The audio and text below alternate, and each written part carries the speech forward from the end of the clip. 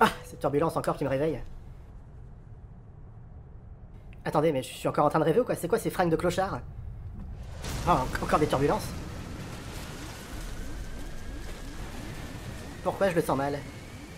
C'est souvent dans ces moments de mort imminente qu'une image importante de votre vie remonte à la surface.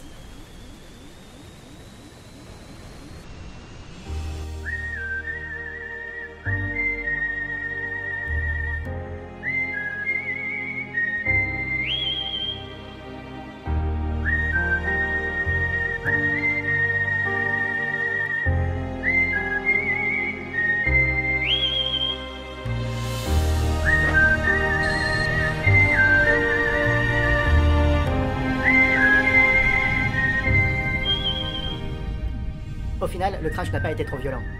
L'avion a pénétré dans l'océan comme une espèce de gros suppositoire, et je suis parfaitement indemne. Du moins j'en ai l'air. Et l'air, c'est bien ce qui commence à me manquer. Il manque aussi les pilotes. Bah, comme ça, j'ai pas à les virer. Je m'extirpe sans trop de difficulté par un trou fait dans la carlingue. Heureusement, l'avion n'a pas coulé trop profondément. Même pas 5 ou 6 mètres, ça relève du miracle. Je tombe de 15 000 mètres et je fais 6 brasses pour être à la surface.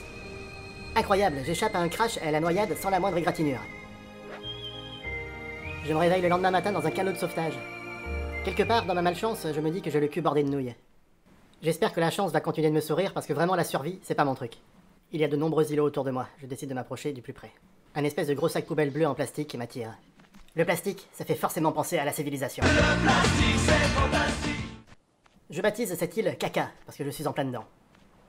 Je découvre un bout de bois, bien long et dur. Génial. Je le ramasse. Comme je me sens très con avec mon plastique à la main, je décide de saisir le bout de bois. Je ne me sens pas plus intelligent. L'instinct, c'est un truc qui s'explique pas. Tu l'as ou tu l'as pas. Et je me sens pas vraiment sûr d'attraper ce crabe avec mon bout de bois. Par contre, ramasser ce caillou me semble davantage à ma portée. Ça me fera pas bouffer, mais au moins j'ai l'impression de faire quelque chose. Des ressources minables. C'est pourtant moi qui me sens minable. Super, encore un bout de bois long et dur. Génial. Je sens cet instinct de survie naître en moi, tandis que je collectionne tous les bouts de bois de la plage. Je file le tour de l'île très rapidement, il n'y avait pas grand chose à voir au final. Principalement des débris, des bouts de bois et des cailloux. Je me dis que si Maître Gims et Kenji Girac ont réussi à survivre sur une île déserte, pourquoi pas moi? Cool un bout de bois. Génial. Pour survivre, les matières premières ne vont pas me suffire. Il va me falloir des outils. J'ai l'air très con, mais je vous promets que de passer du jet privé à ça, c'est une vraie leçon d'humilité. Peut-être qu'en courant, l'instinct de chasseur va m'envahir. Revoilà un crabe. Mon premier trophée de chasse d'homme civilisé. Pour fabriquer des choses et faire du feu, il me faut des matières premières. Et c'est chiant à ramasser.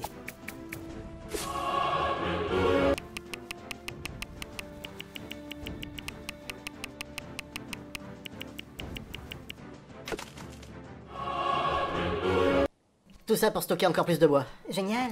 Ça ne faisait que quelques heures que j'étais sur cette île, j'avais déjà massacré la moitié de la flore. Il était maintenant nécessaire pour moi de penser à l'essentiel de ma survie, bouffer. D'autant que du bois à faire flamber, j'en avais à revendre. Pour l'instant, je n'avais absolument aucune idée de comment faire le feu, mais j'étais persuadé de trouver rapidement une solution. Avec tous mes bâtons, j'improvise un harpon et je pars à la pêche. Le premier poisson que je rencontre est une raie pastenague. Et si sa capture me semble impossible, je tombe de suite après sur d'autres poissons. En tant que chef d'entreprise, je suis habitué à la macroéconomie. Eh bien, depuis le crash de l'avion, j'ai mis l'économie de côté, il me reste plus que le macro. Et je me révélais vraiment doué à la pêche. Je n'avais qu'à tendre le harpon pour attraper un poisson. Si j'avais été à Koh Lanta, j'aurais pu nourrir toute la tribu. Mais c'était pas tout. Le soleil commençait à se coucher, il fallait absolument que je fasse du feu. Après de nombreuses tentatives, je commençais à saisir la technique. Je devais tenir une bonne cadence avec mes mains, et aller régulièrement de haut en bas. Après, c'est une question d'inspiration.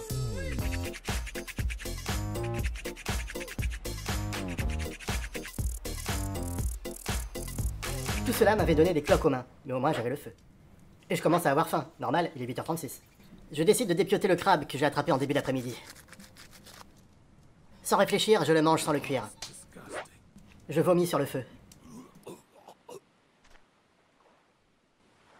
Putain, mais j'ai vraiment fait ça? Bon bah, plus qu'à recommencer.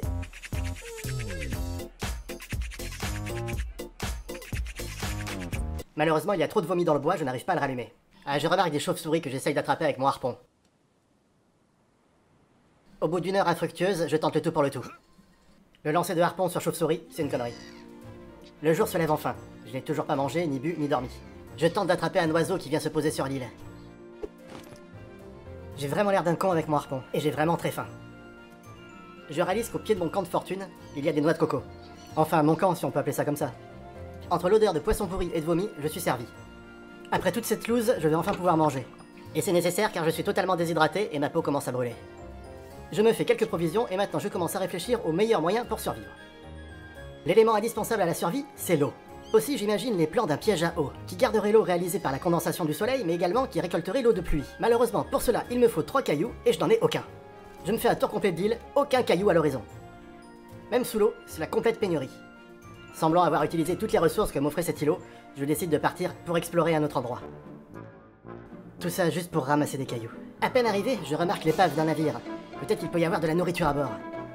Je trouve un premier caillou pour mon piège à eau. Encore 2 et j'aurai l'eau courante. Cependant, avec toutes les noix de coco que je me suis enfilées, c'est plutôt la courante qui commence à s'annoncer. Je sens cet instinct du roi de la survie qui m'envahit. Enfin presque, je me retrouve nez à nez avec un requin. J'arrive tout juste à attraper des crabes, je me sens pas assez haut level. Et après, les seuls requins que j'avais fréquentés, c'était des banquiers. Ok, bon, je pense que je suis pas de taille avec mon petit couteau en bois. Et la nuit commençant à tomber, il faut que je me dépêche à fabriquer un camp. Je ne suis pas seul sur cette île, il me semble avoir vu une silhouette bouger. Je partage donc ma solitude avec un cochon sauvage. Je mets une fois de plus en pratique mes talents de chasseur. Par dépit, je me rabats sur les noix de coco. Il est 18h37, il fait nuit noire et je n'ai toujours pas fait le feu. Je me fais un fagot de bois et je commence à penser à un mariage.